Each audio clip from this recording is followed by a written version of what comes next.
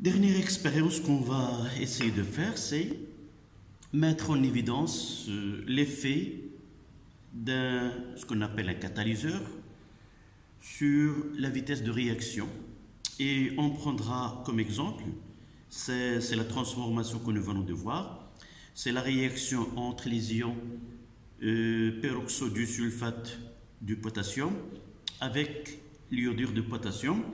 On va utiliser les ions Fe2+ comme facteur cinétique qui est le catalyseur. Donc je dois préparer deux volumes égaux de même concentration pour les deux.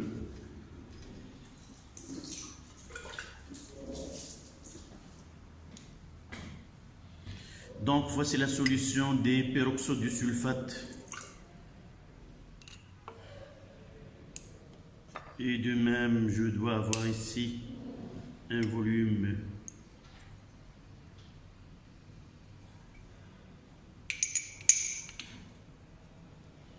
je dois ajouter, voilà. Et de là, je vais préparer deux volumes égaux de même concentration de iodure de potassium.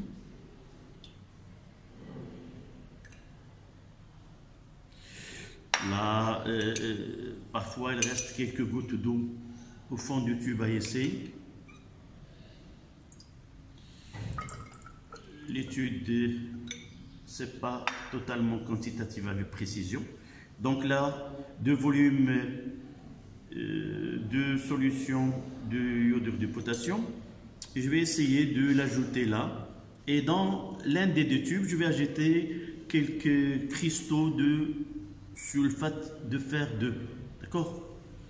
Donc voilà,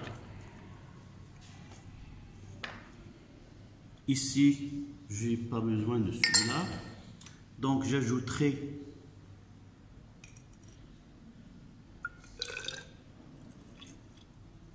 voilà, et je vais essayer d'ajouter l'un des deux, quelques cristaux là.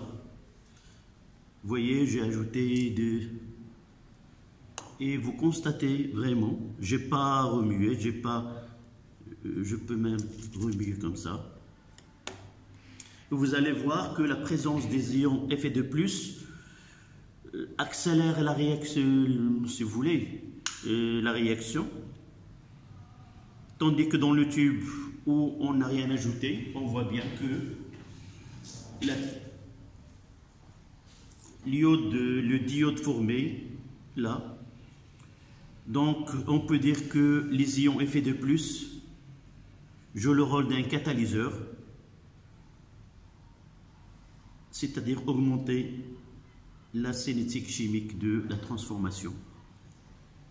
Donc là c'était la réaction entre, et voilà, avec la présence des ions de fer 2. D'accord? Et voilà.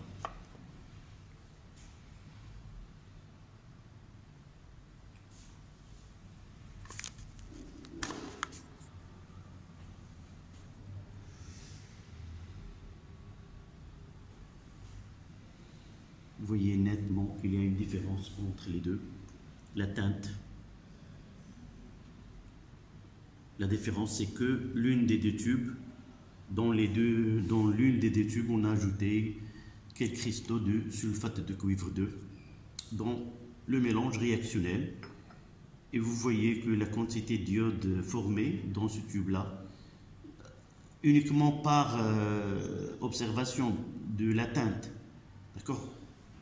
Mais une petite remarque, c'est que après un temps très grand, on aura le même atteinte dans les deux tubes.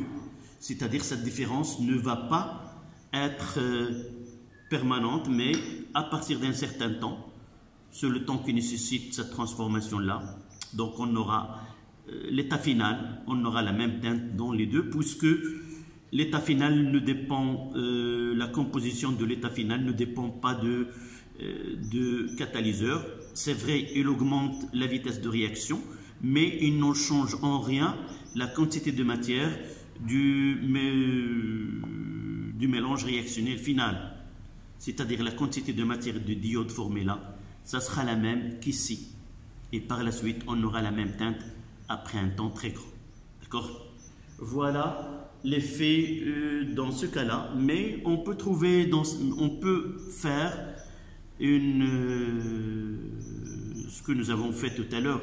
L'expérience, c'est de concentrations différentes. On augmente la vitesse et aussi on change l'état, la composition de l'état final, c'est-à-dire la quantité de matière formée des produits n'est pas la même dans les deux tubes à essai puisque la concentration initiale n'est pas la même. D'accord? Donc voici l'effet du catalyseur.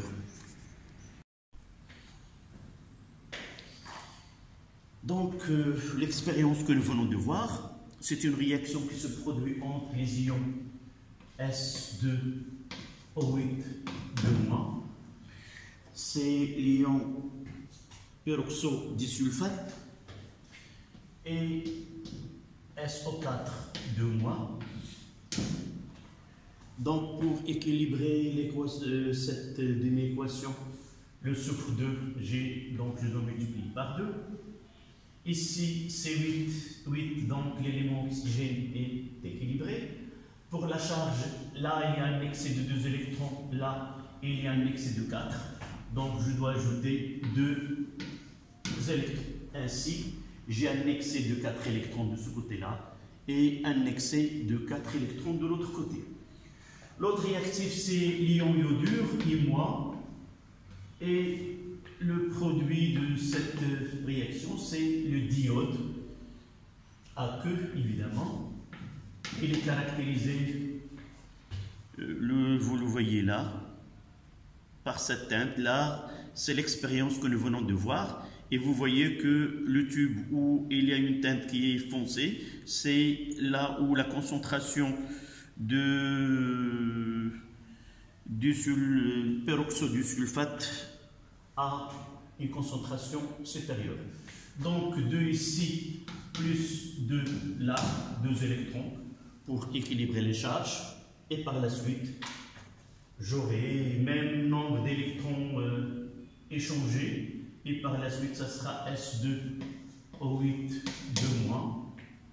Évidemment, j'ajouterai un que, c'est toujours, mais parfois on fait alléger l'écriture. Plus 2 I- à que. Et ça donne 2SO4 de moins plus I2.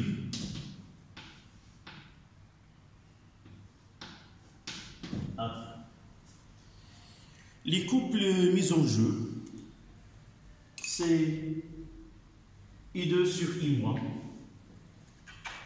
Les couples mis en jeu, c'est I2 sur I-.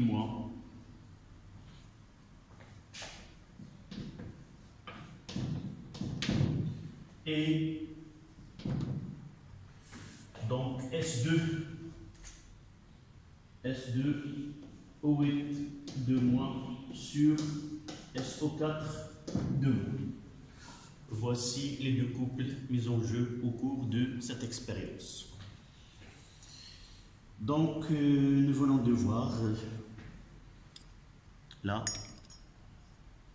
l'effet de la concentration comme facteur cinétique lors de la réaction entre le peroxodisulfate S2O8 de moins avec les ions iodure I-.